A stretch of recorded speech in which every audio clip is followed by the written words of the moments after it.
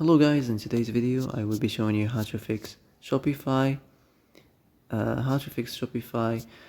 stop working problem. So the answer is easy. Just go to the settings and then scroll down to the apps section and then go to the search and search Shopify and then go to the storage, and here you will find this clear cache option. Click on it.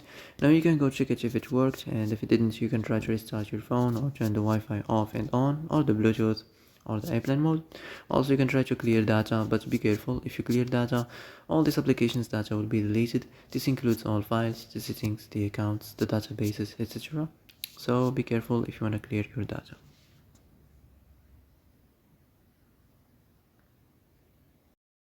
And that's it for today's video. I hope this is the answer you've been looking for. If you like this video, don't forget to like and subscribe, and see you in the next video. Thanks for watching.